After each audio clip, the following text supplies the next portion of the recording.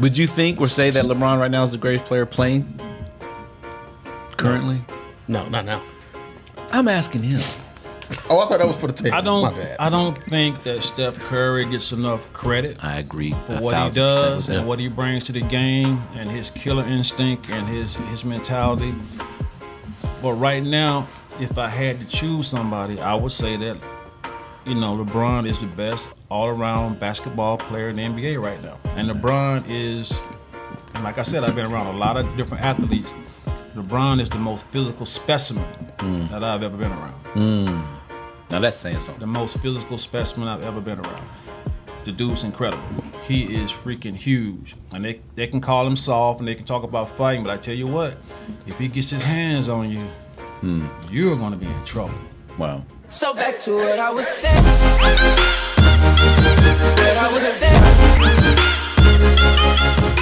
What's up, friends, family, and fans? Welcome to Life On Podcast. This is where we listen and inspire friends in entertainment. And everywhere. That's right, because life happens to everyone.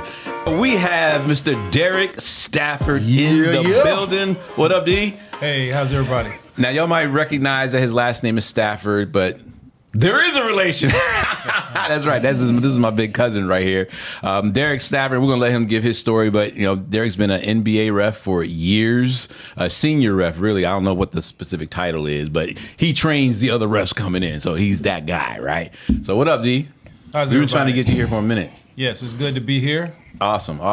So look, tell us real quick, just your journey. How'd you even get into that whole line of work? Is it something that you wanted to do? Go on and just give us your story real fast.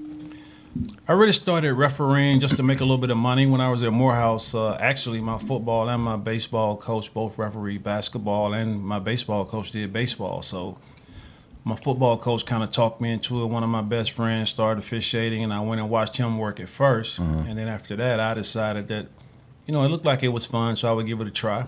It was rough trying to play two sports, but I did. I love baseball a little bit more than I did football. Oh, okay. But played both. Then I started officiating, worked high school, college, and was just doing it to make a little extra money. And I was moving up pretty good, and people started to notice me. But one guy in particular that I knew who had cleaners in my neighborhood, and he was also worked for New York L.I.F.E. He came down at a high school game and said that he thought I had a lot of potential and gave me a card of a guy who was over referee development at the time. I called him eventually. Initially, I didn't even call because the NBA was not anything that I had even thought about. Then one day I called. They were having a lockout. They asked me to work. I worked some games with no experience. So that just tells you sometimes when referees are on strike, sometimes they bring in people that really don't know what they're doing. And what level of games are this that you're working? These were actually NBA games that like not summer league. Like this was not summer league. It was real. The referees were on lockout. So when this guy found you, so are there actual scouts then? So are there referee scouts that go out to? It's very different now. It's very, very different now. They have a lot of people that go around the country to see people referee. They have a website that you can sign into to let them know you're interested. They bring you to camp. They'll look at you in college. They'll look at you in the WNBA. It's a process now, much different from when I started. Now, they talk about game speed, and everybody who's played at any level knows that it's different from level to level. How big was that jump your first game when you get out there? Coming from, what was it you were doing before? What was the last level you did before you did the NBA games? High school and college. High school was okay, so we'll just say college. So it's guys prepping to do that. What was that adjustment period for the first 12 minutes of realizing this is not the same pace? It's incredible. The size, the speed, people take for granted. But once I got out there on the floor and realized how much bigger those guys were than I am, and how fast they were, how they could jump, how strong they were, how they pushed each other around. And back then the game was a lot more physical than it is today. Yes. So it was definitely a wake-up call. It took me a minute to catch up with the physicality, even more so than the speed. But it was definitely an eye-opener. The physicality. So you in there bumping elbows and stuff with players or something? No, just trying to determine what was a foul. Oh. You have two power forwards down on the low post going at it, two centers down on the low post going at it, and back then we didn't have any real strict guidelines. It was more like advantage, disadvantage, and so it was something watching two guys 6'9", 260, bumping each other in the post. So when the guy said I saw something in you, right? What is it What is it that he saw that felt like this guy could probably have a career as a referee? Well, the first thing they're going to look at is your physical appearance, because you have to have a certain look in order for them to want to put you on an NBA floor where you're going to be on TV. Secondly, is your demeanor. Wait. We got to unpack that. That sounds like a modeling gig now. Yo. So wait a minute. What kind of physical appearance are they looking for?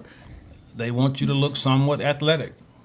Okay. And they determine what they feel athletic is. And if you look at the referees today, you'll see guys have different looks, but 90% of the guys on staff have a athletic I look, guess that's true. I athletic don't really build. see no little The men- Santa the men Claus and the looking women. referees. Been a few bad bods out there over the years. A couple of them, but I mean, Exactly. yeah. I said but 95% of the referees are going to be in pretty good shape. And I had just finished playing baseball, just finished playing football, so I was still working out. And actually, I played semi-pro baseball till I turned 32.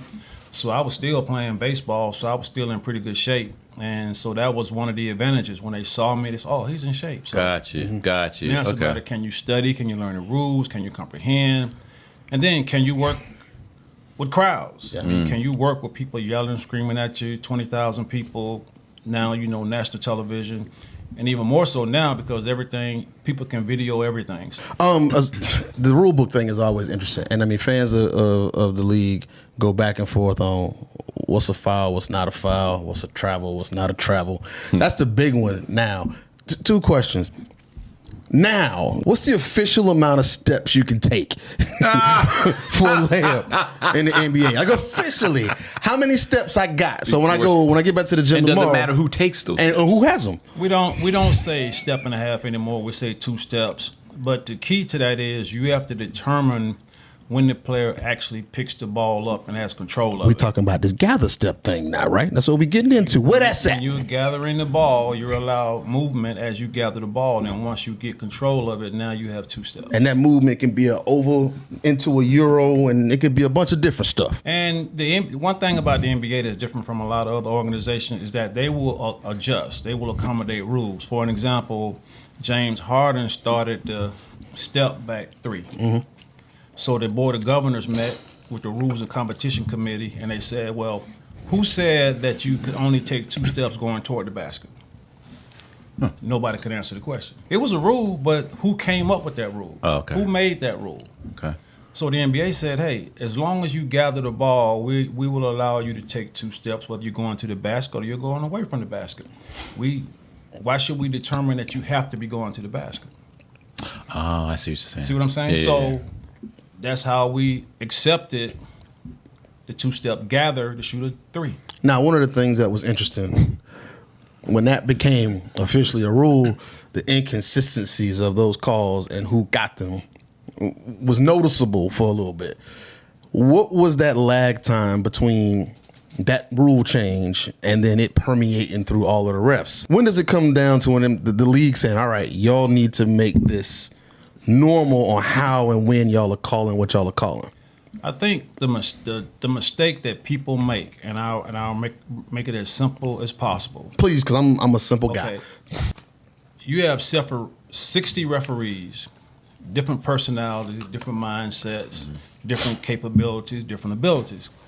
You have to look at it the same way you look at your job. Do you feel like everybody's as good as you? Do you feel like everybody knows everything that you know? Do you think everybody's going to make the same decisions that you make? Absolutely not. It's impossible.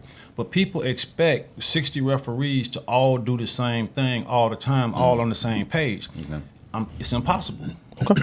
You have 60 people with different mindsets. Hey, I may study the rules more than somebody else. Somebody else may study the rules a little bit more than me. My call selectivity in terms of fouls may be supreme. I may just be blessed with it. I felt like I had good court awareness. I had good vision. I could see things sometimes that other referees couldn't see. So that's what made me special.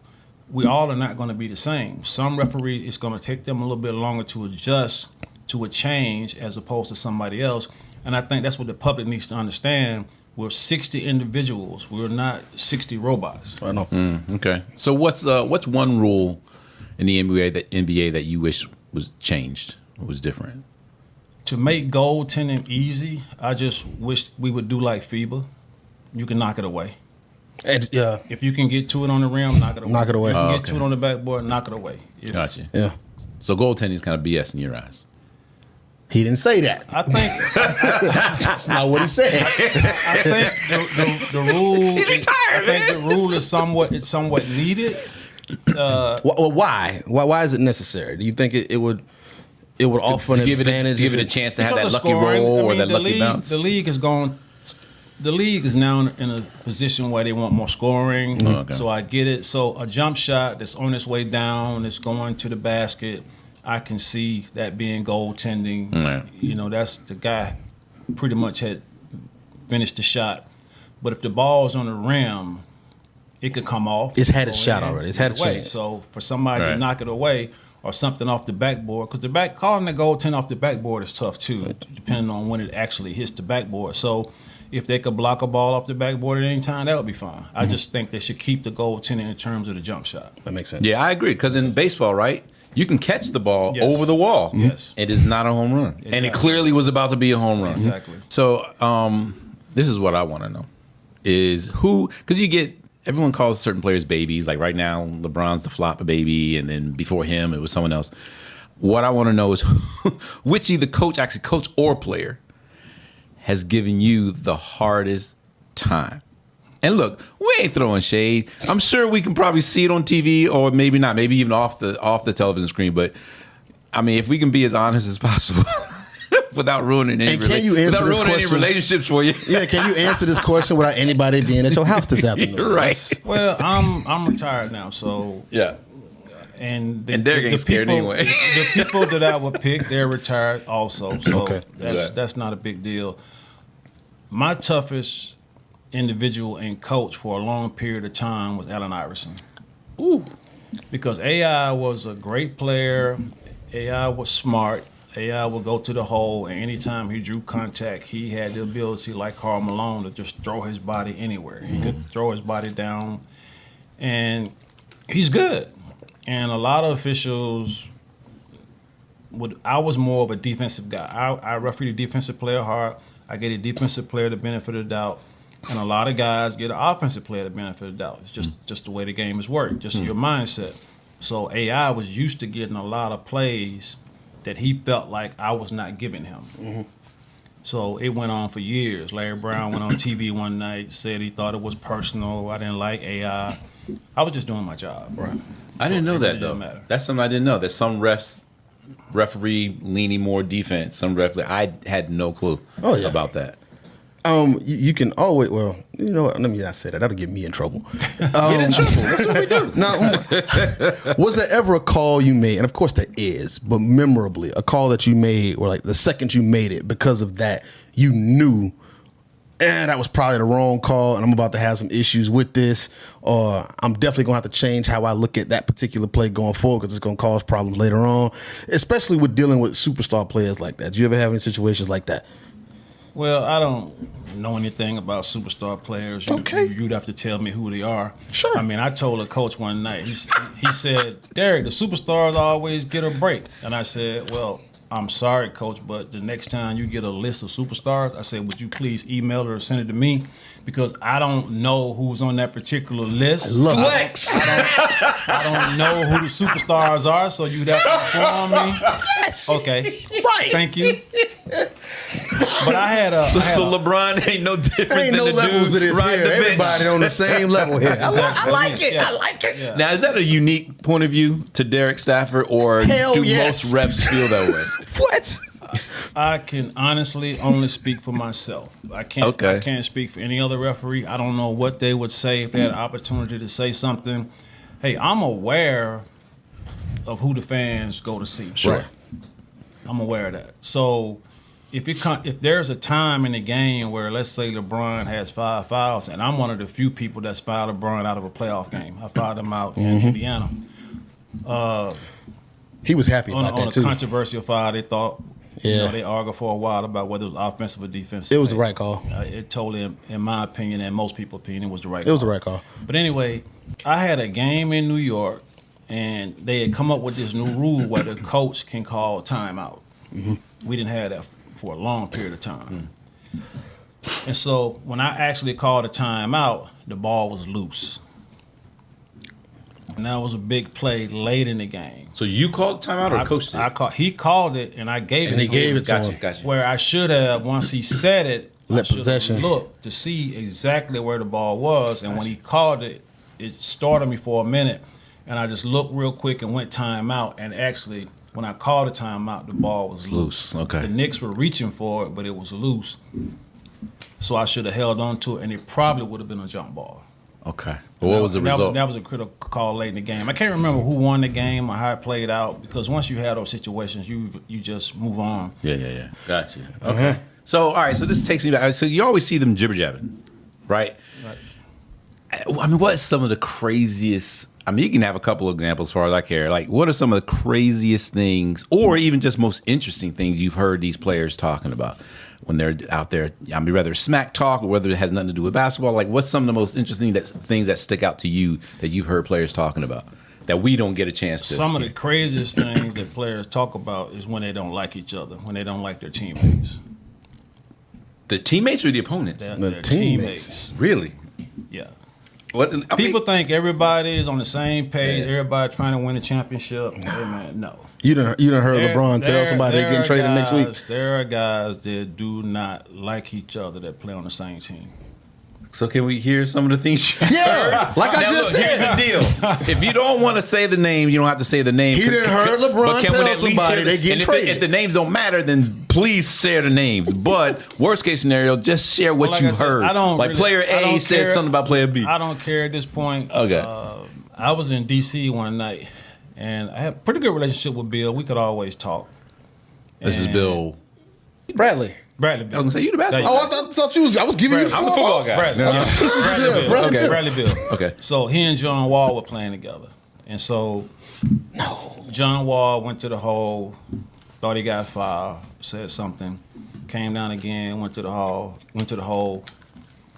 So finally Bill just looked at me, said, "Man, don't get that motherfucker shit." I mean, forget team-minded. Like, whatever we, man, oh man. Yo, what? He said, "Man, I wish you shut up. Don't get that motherfucker shit." Wow. Wow. Okay. And you had kind of heard rumors that, Yeah. they weren't quite. They was getting butting heads a along little bit. but Oh, so they was all the way off. you didn't think to that level. Yeah. That was probably the wildest that I've ever experienced. Yeah. I see teammates look at each other. You'll hear something during the game, confrontation, then it might be a trade afterwards. But a lot of times you don't actually hear Okay. exactly what's being said, especially if they're in the huddle. Right. When they're in the huddle, Right. I mean, it's no way I can really hear what's going on. But at this particular time, I don't know. They weren't getting along. They were losing. Any other ones at all? I don't know. He said that was the worst one. And that's I know, but I mean, this is that BTS stuff, man. The only other thing was guys going at it. I mean, Yeah. back when I was officiating, I mean, trash talking was a part of Sure. the game. It was. Who was the best it trash nuts. talker in your You career? know, Man, Larry Bird. Really? Oh, you know what? They always talk about his psychology, his psychological Larry game. Bird. even worse than KG. Like I've heard people say it's Man, way one of worse. the best games I refereed was Indiana, Boston. Chuck Person and Larry Bird went at each other head up. And I mean, they were talking cash. And they were shooting the ball, talking to each other. That's OG. Hey, look, And what kind of stuff would Larry be saying? Man, Larry was like, "You late, bitch." Boom.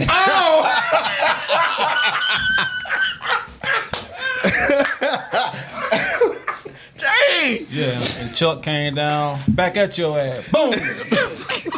I mean, and they both probably ended the game. They shot very well. They both probably had 30 points. And I mean, and they went at and this was just all back and game. forth the whole game. Yeah. Wow. Yeah, that beats I mean, awesome. looking at each other, you can't check me, bitch. Boom. And run me down the court. You late, bitch. Boom. Back at you. Boom. Shout out to the truck crew that hits the beat button enough for us not to catch that on TV because it's hard to miss that stuff. Yeah. Well, you know, you got to realize then the microphones weren't like they are today. That's true. Facts. I mean, Yeah, yeah. everything Yeah. was. I mean, everything now. The table, underneath the board, the backboard, the side. I mean, there are microphones everywhere now, so it's kind of hard to get away with that stuff. Yeah. Even though the truck, I mean, they've been good to me. Mm-hmm. Because I've had guys that would laugh afterwards and say, "Hey, Derrick, we didn't let that go." We ain't I let said, it. Thank you. man." Appreciate you. Okay. I appreciate it. I appreciate it. So I got Yeah, I do. I'm gonna take it back. I'm gonna go back a few steps because you said you got into it to pay a few bills. Now, it's public information on what the average salary of a referee is in the NBA. We know that most players aren't gonna make it to the league. Should this still be something that people should possibly start aspiring to stay close enough to the league? Because you can still feed your family off of it. You still got to stay in game shape to be able to run in the league. And y'all are in the league. I mean, I don't know how much y'all party with the players during the year, but I've seen a few refs at a few parties I've been to. I've seen a couple of them get out there and have a good time. I'm just saying, is that something that players should actually start looking at as being, hey man, this is another avenue as opposed to go from being a player to being a referee. to being a ref. Yeah, Hayward Workman, Bernie Fryer probably was the first. He played in the league a couple years. Hayward Workman, Leon Wood, who also was an Olympian. Mm-hmm. And we've had quite a few guys that give it a shot. Ernie D gave it a shot. Man, but you just got to have the right temperament to do this. And most players don't have it. That's true. You just don't have the temperament to do it. What is that temperament? Like what separates? Matter of fact, it might just be adults and children because, I mean, you give these 18, 21-year-old kids these $1 million contracts, you never really have to grow up, as opposed to y'all, I mean, you've been grown men in the real world before they called you up. Is that really what it is? Is it just a life mentality and experience that separates having that temperament? For some people, it's tough to be criticized over and over again. Like even by management, like my original boss would look at tape and he would only tell me what I did wrong. You never heard anything you did right. You can make a great call, you never heard about it. You only go over and review the things that you did wrong. So everybody can't take that. Everybody can't take the fans screaming at them, the coaches screaming at them, the players saying certain things. You got to have a certain temperament to be able to handle that, and you got to control what you're thinking and what you want to say. Yeah. Just can't do it, especially now, because they're going to call the office, and you're going to get fined or get fired and get in trouble. And some players just can't take it. Just can't take being criticized like that because they've never been criticized like that. Right. So when you get to the pros, from your NBAs to NFLs, like that's just a whole nother level of elitism, right? Yeah. So when you talk about stuff like that, I know you're talking about players becoming referees. First thing I'm thinking of, but can their knees handle it? Yeah. You know what I mean? Seriously. So that's true too. For you, was there anything, a specific routine or specific practices that you followed to be mentally and physically prepared for every game? Was there anything, any protocols that Derrick had for himself or? Oh yeah, I did pretty much the same thing before every game. That morning I would get up, maybe go to the concierge. I've never been a real breakfast person. So I would get some juice, coffee, fruit, maybe a Danish. I would have lunch. And then by 2 o'clock, I knew I needed to get a nap. I need to get some sleep. I would lay down. Even if I couldn't go to sleep, I would lay down for those 2 or 3 hours, and that would help me mentally prepare for the game. I could get up and get dressed and go to the game, and I feel refreshed. I feel like I'm ready to actually work. The last thing you want to do is go to a game where your mind is boggled, you didn't get enough rest, you're tired.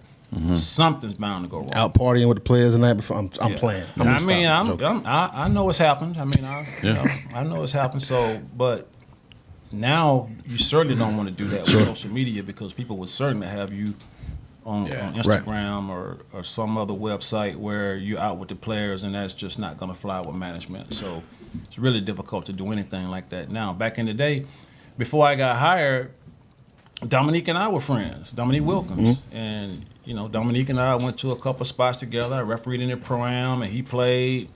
And one of the first things my boss said to me when I got hired, because they do a thorough background check, he said, "Hey, man, you and Dominique got to cut that friendship out." And I said, "Okay." All right, so I hear your routine before the games. Now, as far as the mental toughness and stuff like that, were you just kind of born with that personality? Man, I had a bad temper all the way through high school and college, and I used to have to work on it, even pray about it to keep it under control. And there are times when I said or did things in games, that I shouldn't have, but for the most part, the league worked with me in some of those situations. So to say that I was born with it, I wouldn't say I was born with it. I was born with the fact that nothing excited me out there. I mean, I don't care the level of the game. I don't care how intense it was. I don't care who was playing. I don't care how much was on the line. None of that bothered me. None of that. But in terms of you constantly nagging me and me maybe end up saying the wrong thing, like, man, shut the hell up, you know, and I was say, oh, man, I shouldn't have said that. Right, for real. I actually want to dive a little bit deeper into that, like nothing really bothers you thing, because you kind of need that. It's that ice in your veins thing, especially at that level you get to. When you think about the level that you've done it at, which is the highest level that there is. I mean, you can count FIBA in the world, but I mean, the NBA is the pinnacle of it. A game is still a game. Now, people always talk about there's more pressure, the lights get bigger when you get into playoffs or when it's a championship game, but it's still a game. Did you ever feel at any point that this game is different than another one and it changes your level of focus? Just when you start getting deeper into what you're doing in those moments? Or are you able as a referee to treat every individual one separately, like a game? I don't think anything changes your level of focus because once the game starts, I mean, you know basically what you have to do. I have to lock in my area. I have to lock in on the defense, lock in on the offense. So that's my mentality throughout the whole game. So even though before the game starts, you might, okay, this is game 7, somebody going home.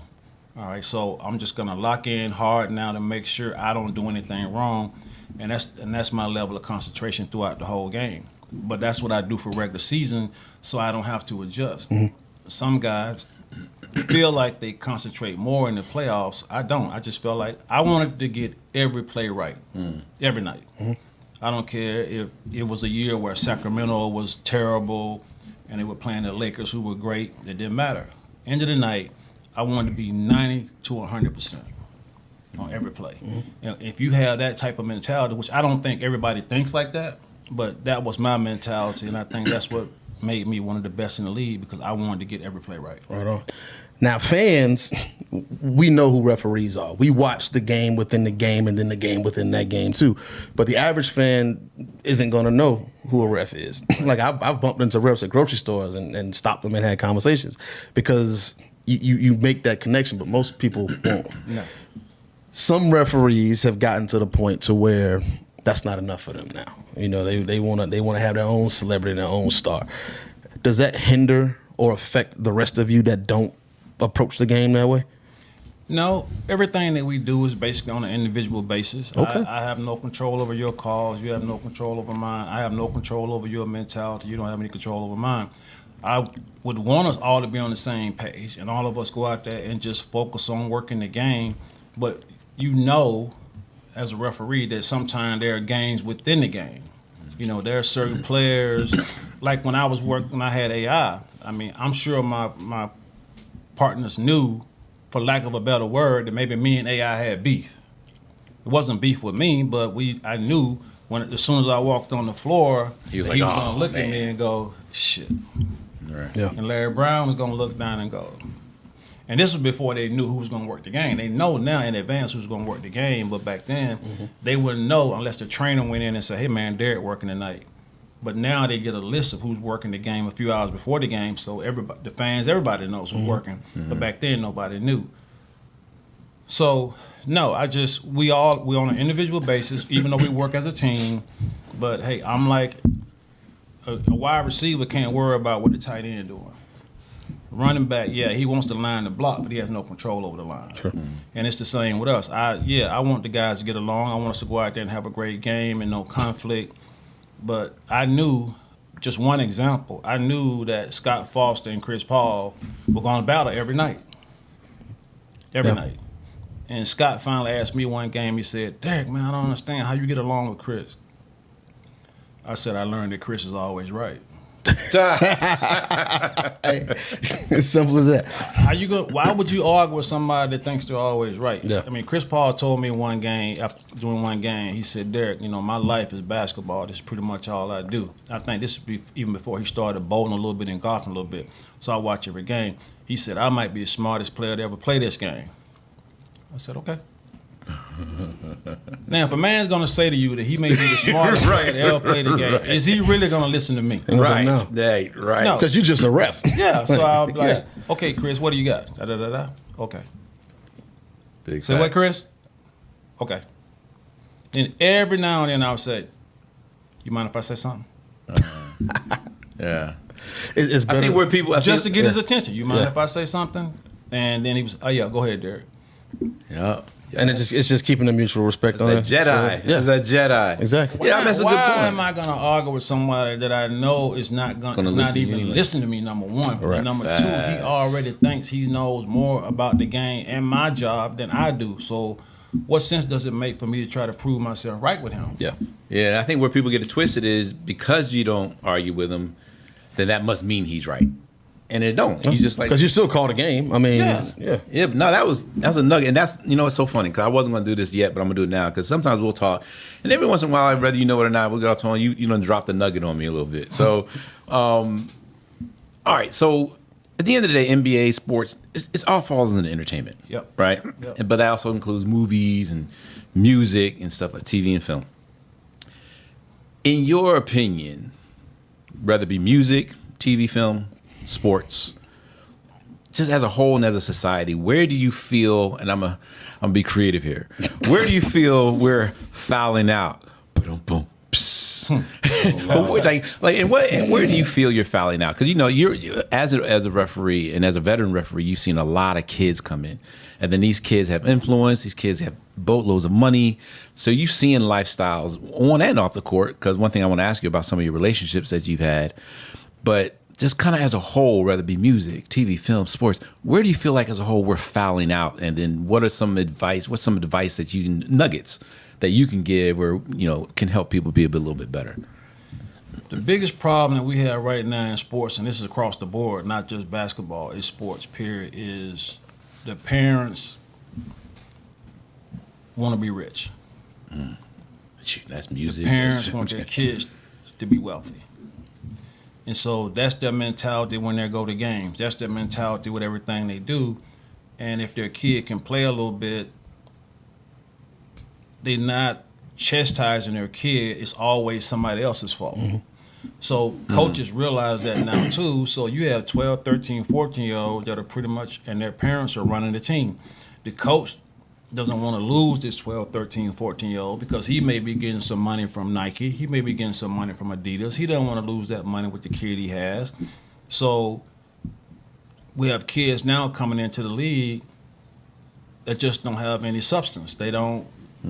They're not as tough, and they don't understand the game. Been coddled and the they're whole time. making way too much money at this. I feel right now. So once they sign these first couple contracts, now it's really over. But it starts with the parents. The parents in the AAU is out of control. I don't even know if I'd referee now. Really? I mean, you almost feel threatened every time you work. Every time you work. Wow. Kid goes in, miss a layup, a little bit of contact, man, the parents want to kill you. Yeah. I mean, cursing you out, and then the parents are fighting in the stands. I mean, it's not publicized as much as it should be, but it's totally out of control. Wow. And it's all sports. Everybody wants to make this money. And now with the NIL deals, they don't even have to make the league. Right. They can just be good enough to get some money to go to college. Yep. And the parents are the one that's pushing this and driving this. And so the kids are being pampered. The kids are being spoiled. And I feel sorry for the good coaches because you're trying to coach a kid, you're trying to make him better. Hey, just pack up and leave. And that's Little League all the way through college. That might be life in general, though. I mean, it's for sure. yeah, it's, For sure. We're at a point now where, and I mean, it's for a long time. Making it to the pinnacle of what those sports were was the goal, that attainment, and then the opportunity to win a championship and be at the pinnacle and the precipice of being the greatest of the greats. And now it's not that. I think life has gotten to a point now to where survival mode has taken over all of that, to where the goal isn't even to set a goal to achieve something. It's literally just, I want to take care of my survival Get in and get the bag. and get out. I mean, you see players now retiring early now. It's like, man, I done made $25 million. That's all I ever needed. And they're done. Who was it that just had an interview the other day during preseason? It was a quarterback or someone, and he admitted, he said, when I got drafted, I came in the league. I was about being as popular as I can, getting whatever deals I can, making the money. Whoop, whoop, whoop. He said, but now he says, I realize that there's levels to this thing, and at this point, it's about my character. It's about leading my team in the locker room, on the field. Like you can see how he matured, and stuff like that. So, but I was watching this video of this kid going off on his teacher, about ready to beat his behind, right? And as I looked at that, I was like, that's just one of two things. It's one, the deeper issues going on with that kid, and he doesn't know how to express them except through anger. And then two, there's absolutely no fear of his parents. Zero. Fear of my mom is what kept me out of the back of a cop car. When we were running, we did this prank as kids. We used to take cassette tapes and wound them across the street, and the cars would run through them, be like, ah! Right? This one old lady did. She almost crashed, and we ran. But it happens, a cop happened to see that. He chased us. Cop caught me. I went behind a bush, got me out. All I said was, don't tell my mom. That's all. I can care less what the cop would do. Yeah. I can care less what might happen in jail. Yeah. I was like, just don't tell my mom. You keep trying to use that getting a record deal as the reason why you stopped playing football. You couldn't run. You got caught. That's why you didn't. I dove behind a bush, you idiot. I was behind a bush, trying to hide behind a bush. You ain't had a speed. And I was like 10 years old. You had a speed. Anyway. No. I think you're 100% right, because my dad raised me that way. I was an athlete. And I was a 3-sport athlete and a 6-instrument musician. Oh, I thought you said and 6 inches. No, I was like my whole day was structured like with rehearsals, training, all of that from the time I was 6 until 18. But through all of that stuff, even from practicing and putting your head down and doing the work and being methodical, he had a couple different rules that he would share, and one of the big ones was, you can do two things for me in life. You can either embarrass me or make me proud. Don't do the first one. And that was it. Like right. He's and that don't embarrass me had so much behind it. Had that dad energy. Yeah, yeah. It was. If I gotta come and I'm embarrassed, it's gonna be more than problems. And I noticed that too. I mean, I share the same thing with my son, and my son's real playful. But I tell him, I say, hey man, you can do one or two things, and everything straightens up. And I think you're 100% right. Like it's not so much that there's a fear that's missing; it's the respect, because it doesn't have to. Well, the fear not as a scared fear. No, I know fear as in reverence. Yeah, I know exactly what you're saying. Yeah. All of this is leading to my next question: is do you think we're at a runaway point where we've hit that catalyst where it can't be reeled back in? Like, is it too much money out there, and are the mentalities of the kids gone to the point? Because at the same time, the kids that we're talking about are the current and soon to be superstars of these leagues, that are the ones that are going to the summer leagues, that are visiting these kids at their camps and talking to them. When the kids see that this is how they act, is that kind of okaying it? See, here's the thing: 95% of those kids not going to make it. They're going to have to figure out something else to do. So are they going to have the discipline? Are they going to have the determination to be able to do something else? Are they going to be able to accept the fact that they fail? Because at the end of the day, when you don't make it, you fail. Mm-hmm. So can you accept the fact that you fail and move on to something else? I hate to say it, but at least 50% can't do it. Mm-hmm. That's why we end up with guys selling drugs. That's why we end up with guys, selling girls. That's why we end up with guys in jail.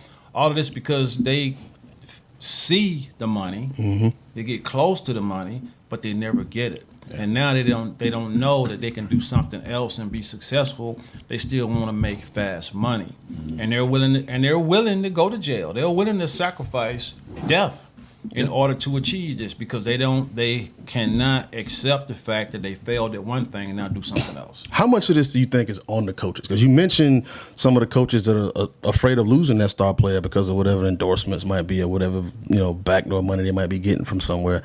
You used to have coaches that they would sit. I got set one game. Like I made a C in middle school one time, and I got set. And I was a star player on the squad. And he was like, this ain't what you do. This is, until you get that right, you don't play. I missed 2 games over that foolishness. And I'm not saying that those coaches don't exist, but is it a lack of that type of leadership? Because now the kids who were playing, some of them did become coaches, but they kept that mentality that they have. And those are the ones that are guiding the kids that are coming up now. Did you see that lack of leadership from the coaching seat at the lower levels that's just breeding what we're seeing? Well, fortunately for me, I still go watch referees. Okay. I mean, there are guys that will call me and say, hey, man, I'm working up at Sportsorama. I'm working at Lake Point. Will you come check me out, give me some feedback? So I don't mind doing that. I don't mind giving back. I can't blame the coaches. Right. The coaches do share responsibility, but man, it starts with the parents. The parents are the ones that have to let the kid know that you play on this team and you're going to play by his rules. Don't come to me. unfortunately, the kid can go to the mom and complain, and she'll take him to another team. Go to the dad and complain, go to another team. Yeah. So it falls on the parents. The parents have to step up. The coaches can only do so much. Yeah. Especially now. And I agree with you. I mean, I had my first coach was my janitor at the high school. And he didn't have a kid on the team. So everything was fair. And we were playing baseball. Baseball was one of his biggest things, and he loved football. But at the time, we were playing baseball. And we had enough kids, but we had 2 people, or sometimes 3 people at every position. And when we started practice, he would say, hey, who's ever in front when practice is over, that's who's going to start. If you miss a ball, take off running. And when you get back, get in the back of the line. So if it's 2 people there, you get behind the 2 people. If it's 1 person, you get behind that person. And when practice was over, you right down there, that's who started. Fortunate enough, we had a lot of talent and we had a lot of good players, so it's not like it was a big drop-off if this certain guy didn't play. But that forced you to play hard. That made you think everything was fair. And be consistent. You didn't worry about this kid playing because his mom or because that's his son. So at that point, everything was fair, and we just played hard. And he was hard on us. But the parents in our neighborhood backed him. If he said something, it was the gospel. Nice. But we didn't have anywhere else to go either. That's right. Yeah. So it's just different. And I still think that drugs play a part in this. I think kids are smoking weed way too early. And I don't think they realize the negative impact that it's having on them. And I think that's part of the issue. Yeah. And they're starting way too soon. And this is coming from middle someone. school. Yeah, I'm glad you said that, coming from someone like you who lived this and worked with it every day. People think weed doesn't play a role at all. It does. I mean, we understand some of the benefits and all the stuff that's being pushed for it, and a lot of that stuff I don't argue. Right. But just because those things may be true, at the end of the day, there are the negative side effects of it. And just because they see Snoop do it all day and he's successful, or they'll see another athlete do it and he's being successful, the part they're not taking is for whatever time they're doing the weed, they're 3 timesing, 10 timesing that in the work that they're putting in to be as successful as they are. They're not equating those 2 things. So I'm really glad you said that. You're an avid golfer, right? Now, which, he keeps offering to teach me, and I keep not taking him up on his offer. There's no commitment, man. I know. But what you said at the family reunion got me. He was like, y'all got to understand, like, the relationships and the So over your... Oh, he says networking, and now you want to do it. I've always... Anyway. Guy. So question... with the whole relationship stuff, over your career, you've obviously met a ton of people, right?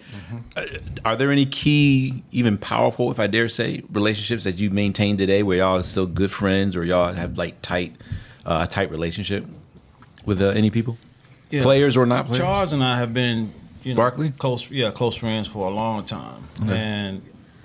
And I think recently, he's been a little upset with my political views. I was just going to ask. So that. we're not talking as much right now. But once Christmas rolls around, all will be good, right? I don't know. Depends on what happens in November. So I don't know. And the other person that I have a lot of respect for, that I communicate with a lot, is Mark Cuban. Get out of here. Yeah, I communicate with him a lot, even on Instagram. Nice. We go back and forth. And what do y'all talk about when y'all talk? Just whatever. We talk sports. We talk life. Lately we've been talking politics. Of course. Sure.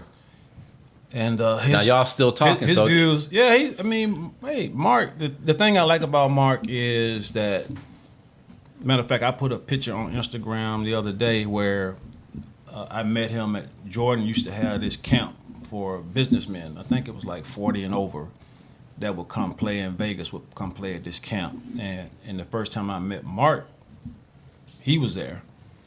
I think he had just bought the team and he went to the camp. So I actually have a picture of him where he's asking for my autograph, while I'm signing the basketball and I'm giving it to him. That's wild. Nice. Yeah, I just put that on Instagram the other day.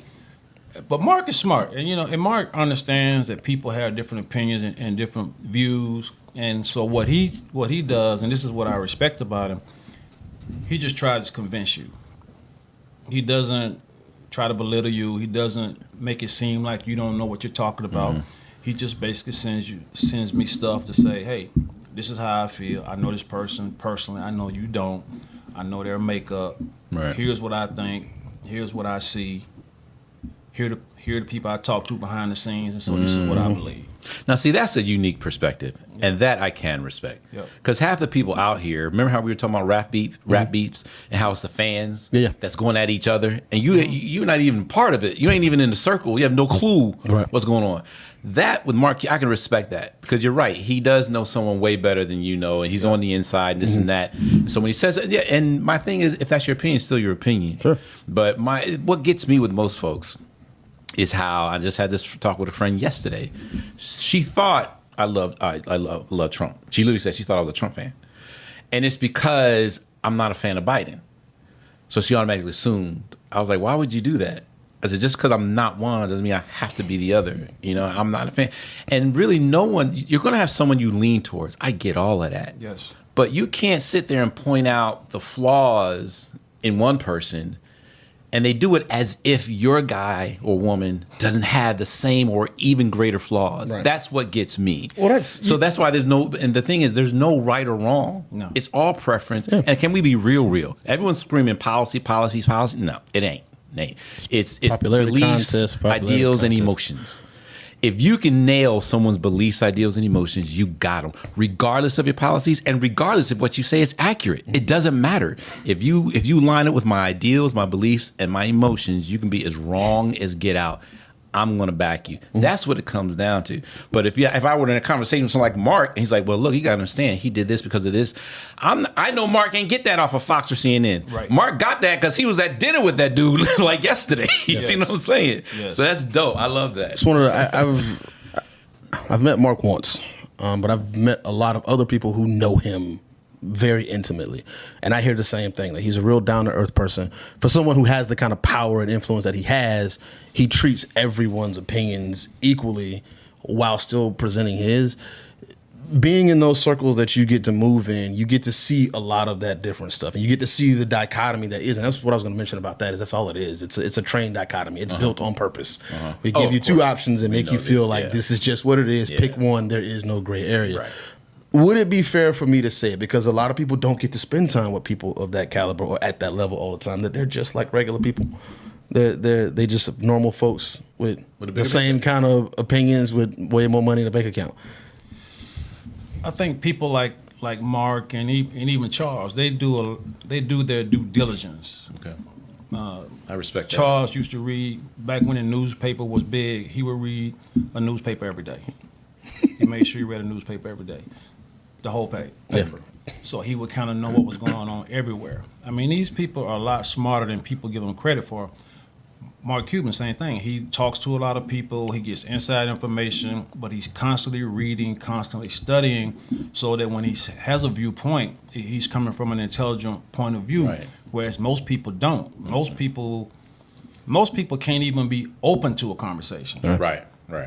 So I don't really like talking politics. I'll talk politics, but most people you can't talk politics with. You know, when they talk about, Trump, he's got 34 convictions. I said, do you really believe in our justice system? Then they sit back and, yeah, but he's a criminal. I asked you a question.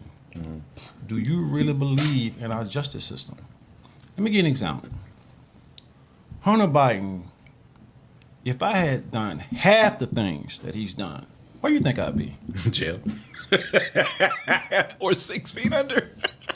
So, do you really consider our system fair and equitable? Come on, man, be real. So let's take everything with a grain of salt. But at the end of the day, and I tell people this all the time, man, you gotta vote in your local elections. That's what's gonna impact you the most. That's what I say, the local. And unfortunately, we don't spend the time to study and know who the people are, so we really don't even know a lot of times who we're voting for. We just vote straight ticket.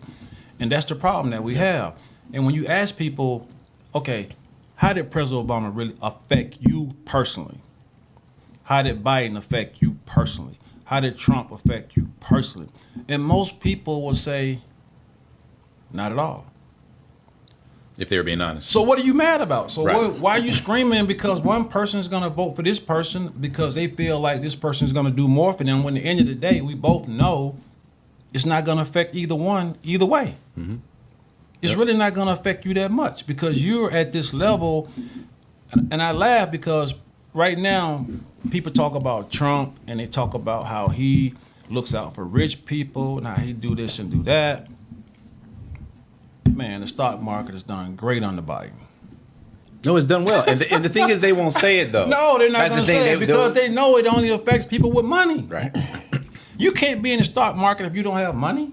And at the same time, in that same breath, I tell people all the time, especially having my business, I loved when Trump was in office. I mean, the fact that I hire people, the tax breaks that I got, which I was able to then hire people, Yep. like that was wonderful for me. Yes. And you ask me all day, do you love Trump? Can't stand him. Please don't put me 10 feet within that guy unless I'm going to have an honest conversation with him. Other than that, I don't want to breathe his air. But did he benefit me as a business owner? Yes. Yes, he did. I would love for whoever goes in the office to take those policies that he put in. You see what I'm saying? But Yes. a lot of people, they can't do the same and be like, I like Derrick, but I also like Johnny for these reasons. So for some reason, people think they're committing the cardinal sin to do that. And that just blows my mind. I don't understand. And I'm waiting. I haven't made up my mind one way or the other. I think, but for me, knowing the people I know, knowing the situations I know, knowing the things that I know, I really got to hear Kamala talk. Right.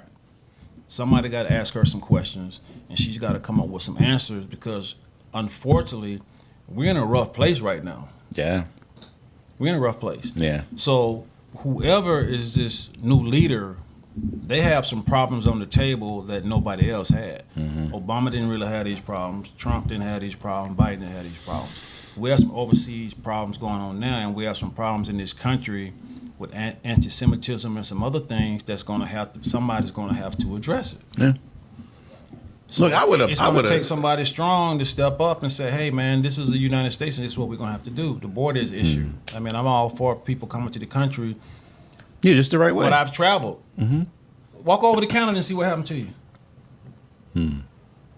Right. Flying to Russia and just No, say, don't do that. and say you're going to stay. Don't do that. Don't do that. No, don't do that. Don't do that one. That's a bad one to test. Right. Don't test that one. Right. Hey, North Korea. Go over in the Middle East with with a LGBTQ flag. Right. Right. People got to stop and think. Yeah. I mean, you just can't walk into another country. You just can't tell people what you're gonna do. Hey, it's just not gonna happen. Right. And people in the United States need to realize the same thing. We gotta, hey man, I'm all for, people coming into the country, but you gotta know who's coming, and you gotta Just know do it the why. right way. That's all. Yeah. Man, when I go to Canada, when we used to referee in Canada, hey man, I don't care how many times I went to Canada. I had to go customs, show them my passport, had to ask for a work permit, tell them how long I was going to be there and when I was leaving. And you stay past that time you're supposed to be there, Right. Hey, you better let somebody know. Right.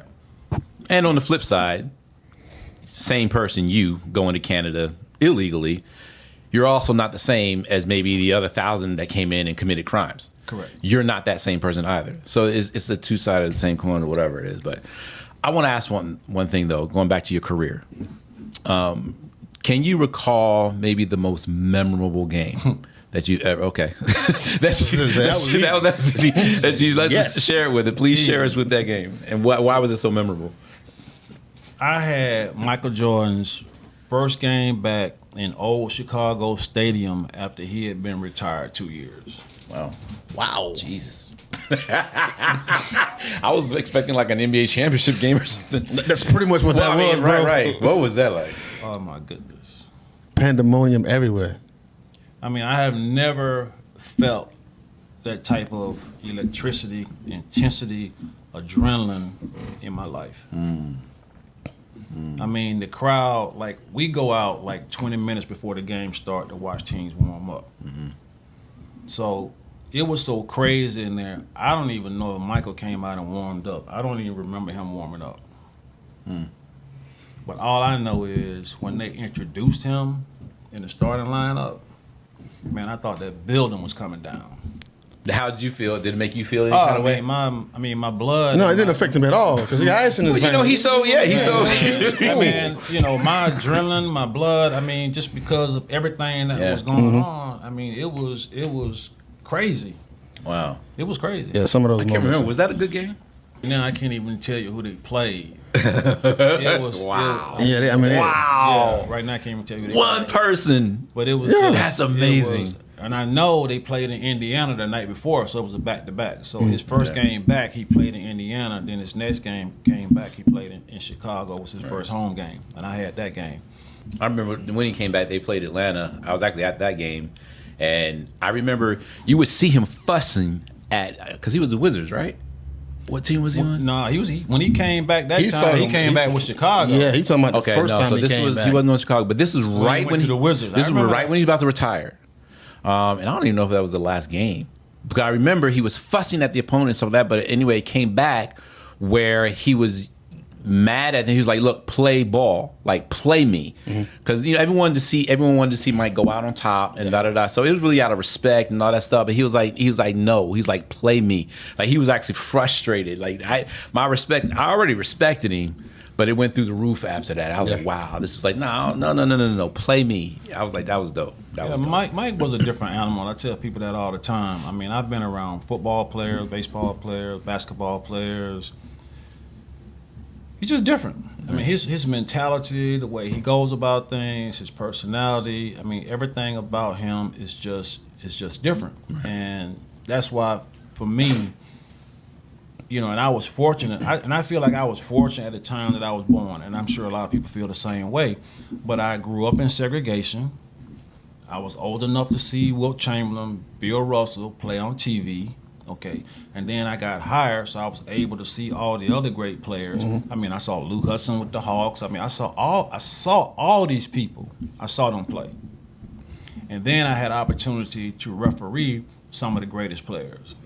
The greatest players that you guys may name might be Steph, might be LeBron, might be MJ, might be KD.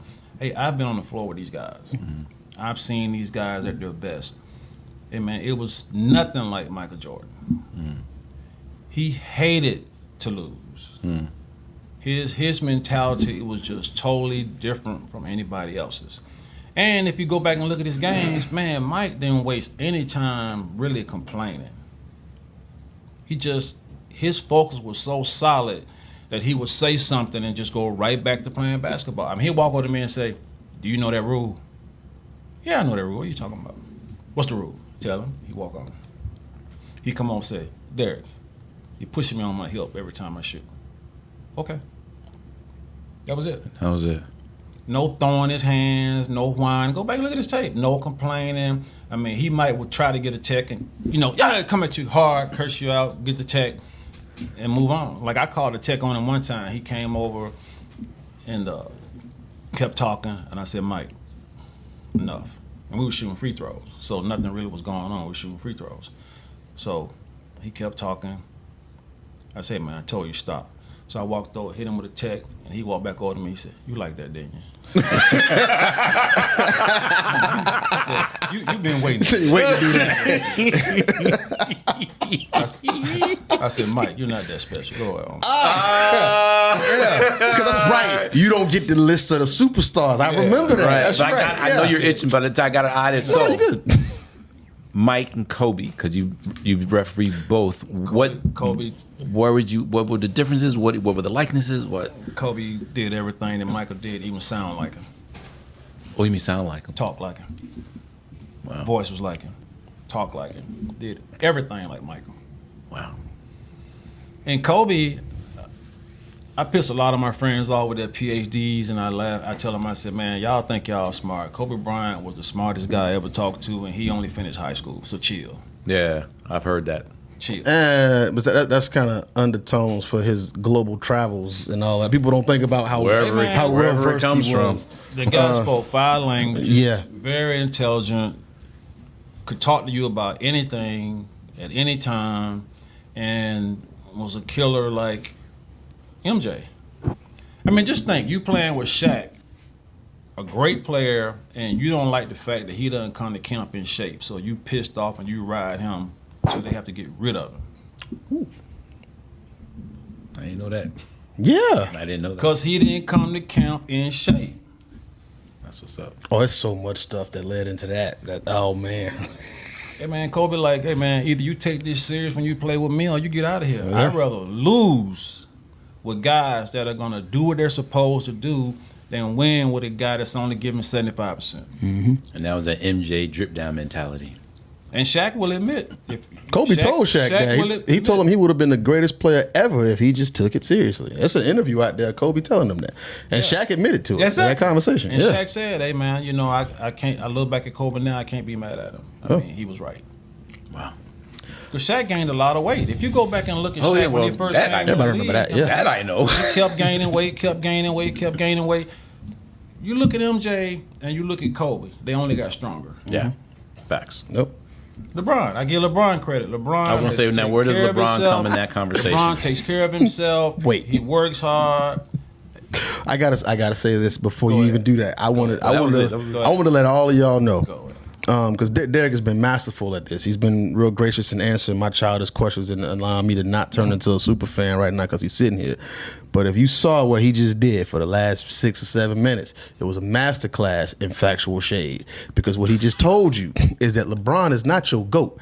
You can compare Kobe and Jordan all you want to. Jordan is your GOAT. But he not one time said LeBron. Didn't even mention his name until he said it. Factual shade. How is it that LeBron didn't enter into He didn't need to say. I don't know if that was on purpose. But it was going to be my follow-up. I just know Derrick never said LeBron's name, and he just told you how great MJ was. He told you he was different, and he didn't even have to tell you he was the GOAT. Would you think or say that LeBron right now is the greatest player playing currently? No, not now. I'm asking him. Oh, I thought that was for the table. My bad. I don't think that Steph Curry gets enough credit I agree for what he does and what he brings to the game and his killer instinct and his mentality.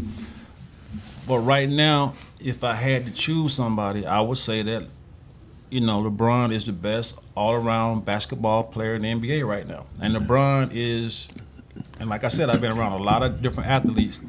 LeBron is the most physical specimen that I've ever been around. Now that's saying something. The most physical specimen I've ever been around.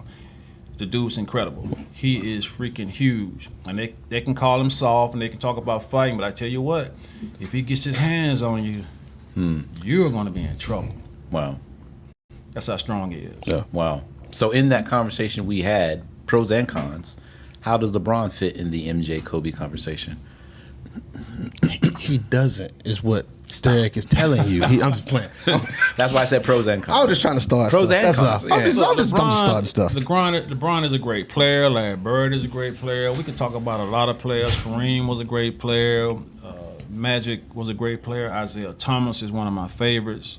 Great player. I just don't put him in that category because of the mentality that I was able to witness and able to see. And maybe because I'm old school. Hey man, I've been in captains meetings where guys wouldn't even shake hands. It was like your high school rivalry.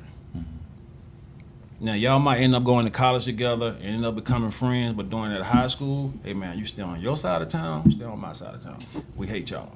And that's the way it was in the NBA. LeBron changed the game because he wanted to win. And to me, that was being a little bit selfish, and that showed a little bit about his mentality. Whereas MJ was like, hey man, I'm gonna stay here, we're gonna put this team together, we're gonna win. They gonna come play with me. We're gonna go get who I need for us to be champs. Right. And LeBron was, hey, Chris, you come with me, Dwayne already there, we're gonna go put this team together. And even the first year, they weren't able to win. Different mentality. This is a whole just totally different mentality. So I disagree, Derrick. That's why I'd say, you know, in terms of that killer instinct, in terms of that winner, in terms of that being the greatest of all time, that to me that plays a part in it. Right. So why do you disagree? It's a different conversation. So I did sports talk for 5 years. So I this is actually the conversation I hated having the most because I don't compare them. I don't like comparing eras. I don't like trying to compare the greats. They all exist in their own vacuum of time, and they all can be respected for a bunch of different reasons. Absolutely, Michael flexed his power of saying, you're going to get who I want and bring them here. I also think LeBron flexed his power by saying, I can go wherever I want to and do whatever I want to, and it's going to happen. It's the same level of power being flexed in two different ways. Now, people from different eras are going to look at that differently and say that the mentality is different, and I get that argument. But Cleveland ain't a fun place. I wouldn't mind living in Chicago. I'm not living in Cleveland, bro. And I done been to both of them cities a bunch of times. I understand what Bron was trying to do. He realized he couldn't do it there. LeBron didn't want to stay there. So he flexed his muscle and went exactly where he wanted to. And then did it again by going to L.A. And if they didn't quash the stuff, if he wanted to go to Golden State, he could have done that. And there aren't players who have that kind of power to control what happens with their destiny like that. Now, for respect for the game and doing it where you are and building a team where you are and going through I get that argument, but LeBron's a different kind of monster and specimen when it comes to just one sheer market value. Now, granted, dollars are different now than when Jordan when Jordan was in the league, but LeBron's made more money for the league than Jordan did. Even dollar for dollar if you account for inflation because of what he's done on the global scale. Now, this is me not accounting for the Jordan brand shoe and all of that. I'm just talking basketball. So I think their power and their muscle and their flex is actually equal. And that's the argument I used to always make when people had to go down the GOAT conversation. You can do the numbers lie thing all the time because I can make any number sound like a lie and a truth whenever I want to.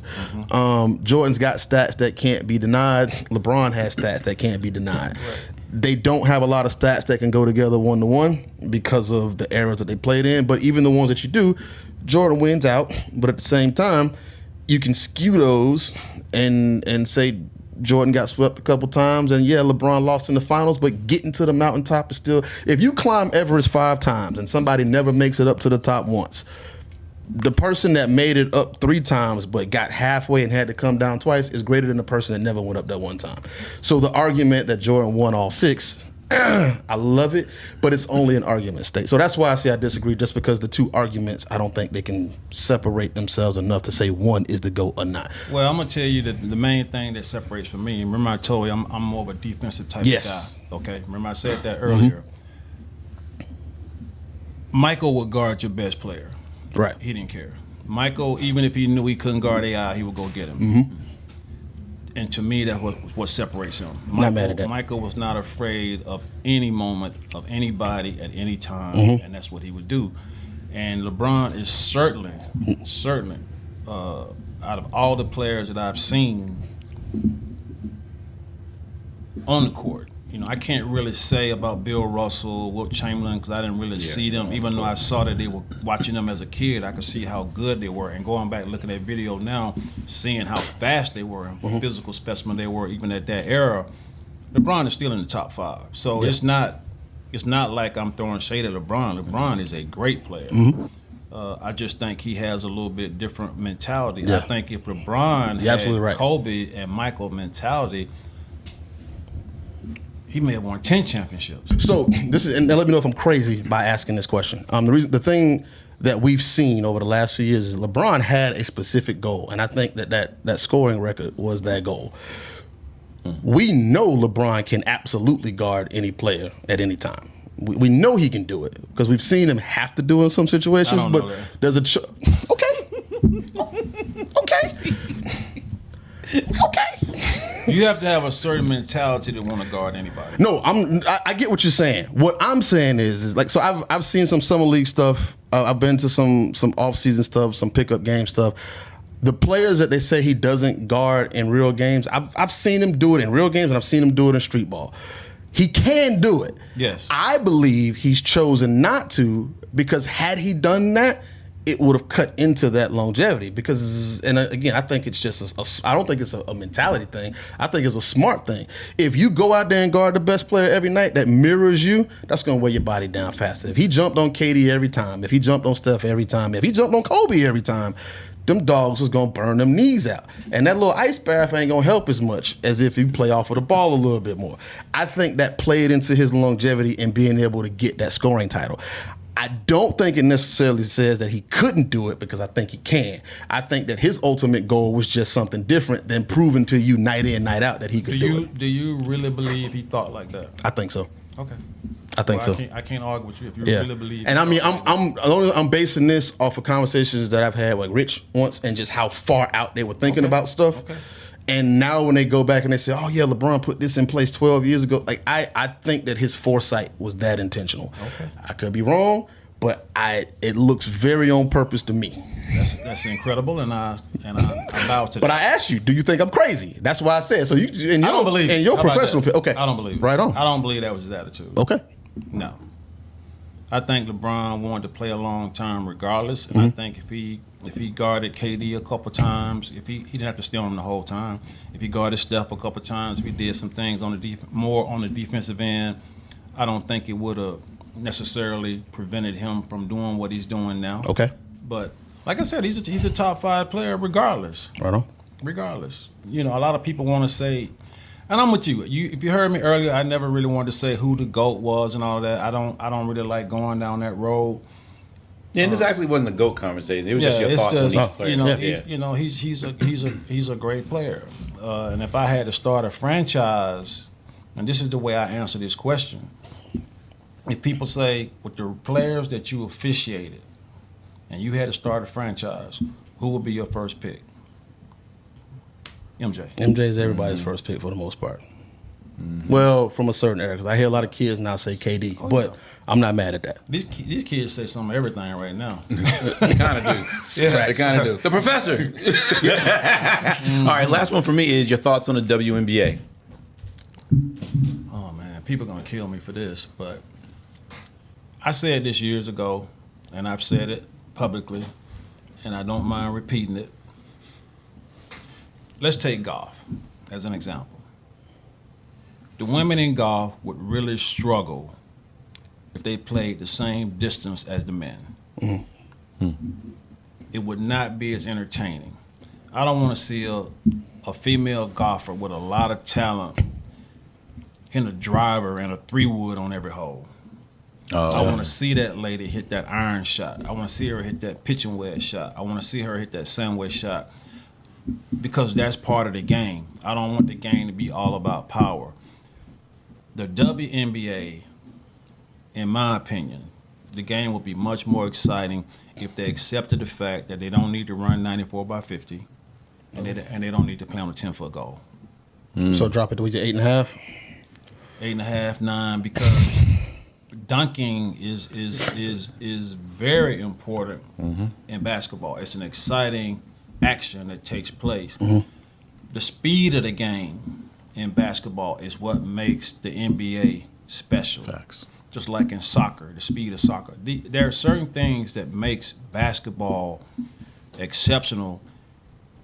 The women could do better, in my opinion, and they're doing better. You know, for people want to compare them to the NBA and talk about pay and that type of thing. No, let's not go there, because number one, you don't play enough games. Even if you could get the endorsements, you don't play enough games, so you're not going to get enough money. Right. But the bottom line is, they could not be self-sufficient. They could not be, like the LPGA is self-sufficient. The WNBA cannot be self-sufficient because it's just not exciting enough for people to want to watch night in and night out when you're competing in the summer with all the other stuff that you're competing with. Right. And to be clear, obviously there are people who find it exciting, and we get it. But I'm glad you said that, because I always wondered why I didn't find WNBA exciting. I don't have anything against it. I don't hate against it. You know, I know people in it. I know the co-owner of the Dream, but for some reason I was never. It doesn't thrill me to go want to sit and just watch a whole. We don't have any sprinters playing in the WNBA. If you had point guards in the WNBA that could run up and down the floor close to with the same sort of speed as a Westbrook, can you imagine what that would do for their game? Right. That just answered it for me. I never knew why. If you could have a girl that could go to the basket and throw it down, be 6'2" and dunk. Yeah. I mean, with the athletic move. Right. With an athletic move. Struggling Right. to Not try just to get right. in, and he's Right. 6'8". Right.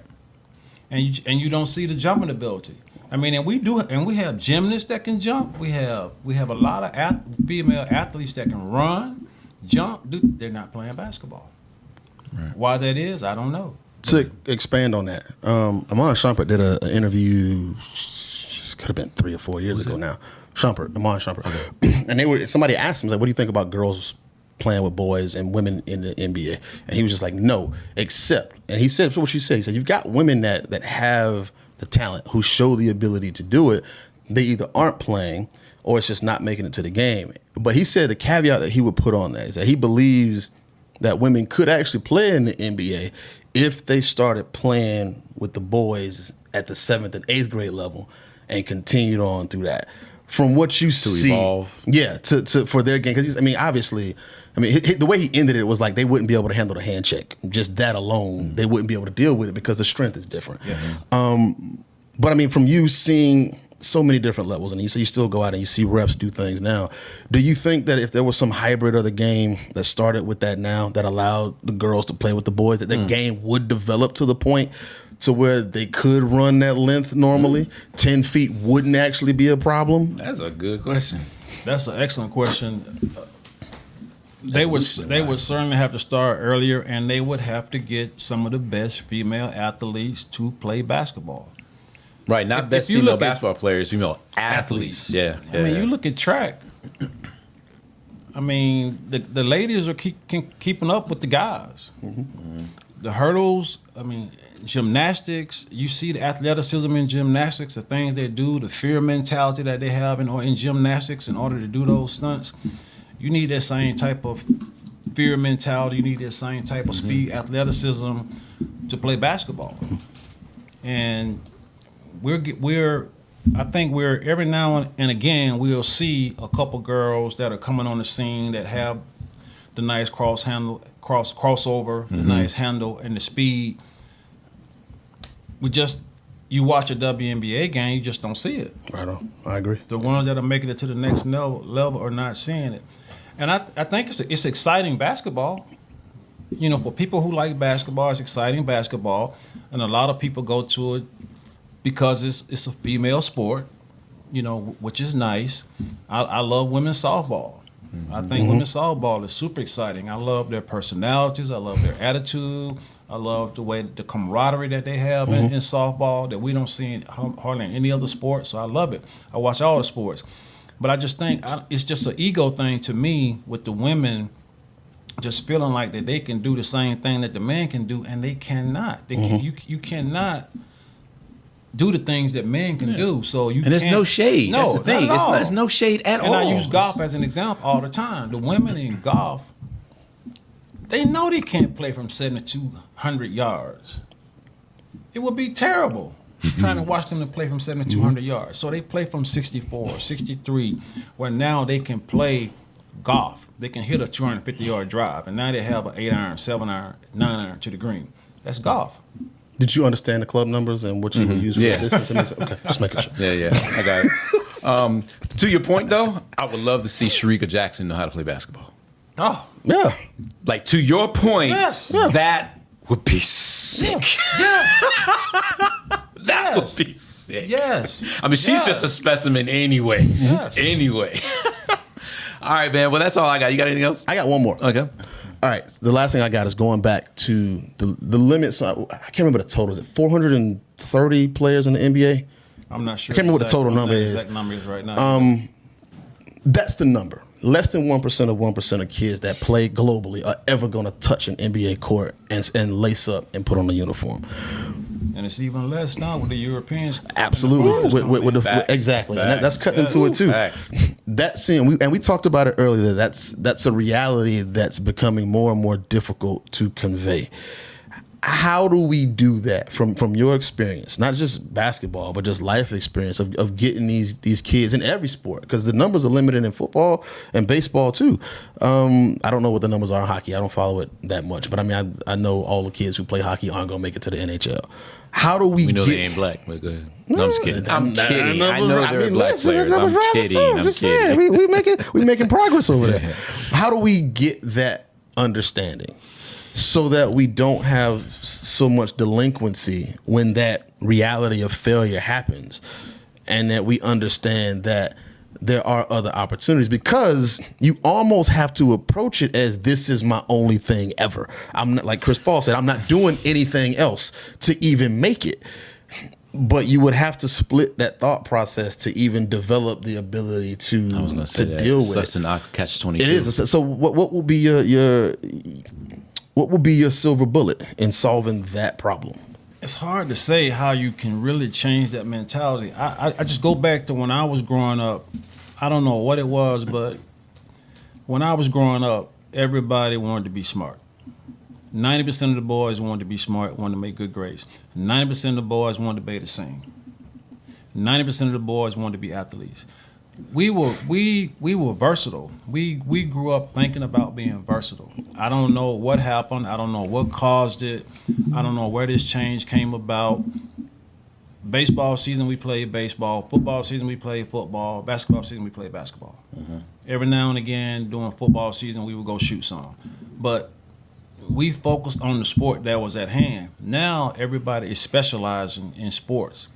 And you almost have to, because of the type of workouts that you got to put in for each sport, because each sport is different. Mm-hmm. You know, it's a different workout for golf. It's a different workout for baseball. It's a different workout for football. I get that.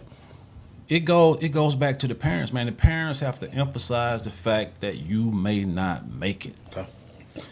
Yes, you want your kid to be great. But you have to understand that this child may not make it. So what's going to happen if this kid doesn't make it?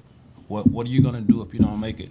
And when I speak to kids, that's the main thing that I talk about. I said, listen, I don't want to do anything to discourage you from whatever your goal is. Whatever your number one goal is, I want you to have that goal. But I also want you to have something to fall back on. What do you like second? Yeah. What would you like to do? And this is what we have to do. We have to emphasize the fact that everybody's got to understand that you may not reach your goal. Mm-hmm. So what else is it that you'd like to do? What would you like to fall back on? Hey, man, I wanted to be a baseball player. I mean, that was my goal growing up. I wanted to be a professional baseball player. But also in the back of my mind, I wanted to run a business. I said, hey, if I don't make it, I want to be a businessman. That's what I used to say. I want to be a businessman. I didn't know what I was going to be doing, how I was going to do it, didn't know what the thought process would be, but I just knew I wanted to be a businessman, so I knew I had to pass my classes. Mm-hmm. And I think parents now, they're just locked in on that kid making it. And do you think it's because of the parents' personal failures, of them not making it, so they're pushing the kids and doing that whole living vicariously thing? They definitely went through their kids vicariously, because I know coaches that coach in the park that never played sports. True. Yeah. Mm-hmm. Yeah. They're coaching football and having kids try to kill each other, and they never played football. They never played. Yeah. It's just a mentality. The only thing we can do is like what we're doing now. We got to keep talking. We got to keep educating. We got to keep saying. We got to keep going to the schools, speaking to the kids, letting them know that there are other options. I talk to them about stats. I talk to them about being announcers. I talk to them about being, you want to be involved in the game. You can be a TV man. You can be a producer. There are a lot of things you can do to stay involved in sports. You don't have to necessarily play. Shoot, ball boys do pretty good too. Everybody's doing well in sports now, so you don't have to actually be playing. Yeah, if that's your goal. Same thing in the music business. I tell them, you want to be in the music business? My high school had a performing arts, and a couple of kids made it. Mm-hmm. One of my good friends I played football with ended up on a Dukes of Hazzard. So that's telling you how long ago that was. But, people were doing things, right. And people were making it. But everybody realized that they had to have something else to fall back on. Mm-hmm. And that's what we got to keep preaching to our kids. Hey, man, you got to have more than one plan. The singular mentality is obviously necessary, right? Mm-hmm. But you have to understand, that doesn't keep you from learning the diversification of your learning. Because you can be singularly focused, but still diversify your learning. And that's the thing. I think when you hear Will Smith say, there was no plan B, right? Or if you hear Tony Roberts, someone like, burn the boats. Basically, there's no second option. Mm-hmm. There's nothing to fall back on you. I think they take that out of context. Yes. You know what I mean? And so be singularly focused. But guess what? You're not, I don't care how hard you grinding, you're not training 24 hours a day. Right. You're not. you're eating, you're sleeping, you are going to the movies every once in a while. And during that downtime, pick up a book. Yes. Right? Read an article, learn a new skill in the spare time. That's what we're talking about. And a lot of parents don't push that at all. Yeah. I think it's brilliant. I'm gonna wrap up with this, man. I want to thank you because just like you explained to the world that Jordan is the GOAT without mentioning LeBron's name, you also told me and answered my question that I was an idiot and I was stupid without saying I did not it. say that. No, you didn't. You didn't say it, which is what makes it so masterful. You said, "Well, I'm gonna disagree," and it was He said, smooth, man. if you believe that, then I'm going to disagree. That's what you said. And man, you know what? You said something that was honest and true, and it didn't hurt my feelings. And I'm gonna go back and watch this, and I'm gonna be like, yeah, he slapped me in the face with this. No, man, it was. I think it's amazing when we get an opportunity to talk to people about the things that most of us watch and enjoy from far away, and get that perspective from someone who's on the inside and so close to it, and that's willing to actually share that information.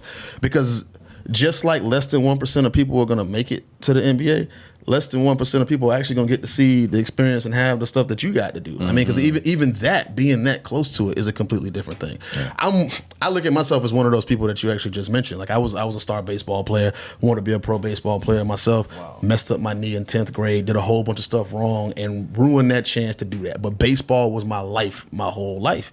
Got real close to it, got scouted, had scholarship offers, all of that stuff. Hanging out at camps with pros, got to see what the lifestyle was, got to see what the regiment was, and just didn't make it. Right. And there's some regrets on some stuff that I did and could have did differently. But I also built a different career. I mean, I found a backup plan because staying close to it, that's what broadcast and radio came from. I mean, staying close to sports was a part of what that was. So I found some other stuff, but I also have, I mean, it's the same thing with my music career. I got really, really close to a whole lot of stuff. Cut a bunch of records. None of them made the albums. Like I have these memories, but that did not end my opportunities and I think that's a very important message that we absolutely need to start spreading and carrying, because people, they get so tunnel visioned and locked in on this is the thing I want, and that's the ultimate goal, that they forget about all the tangible things that surround it, that are actually, I don't want to say more easily attainable, but are still options when something doesn't go through. Yes. Yep. So I appreciate you, man. Thank you. Thank you. Can people follow you on social media? Where can you be found?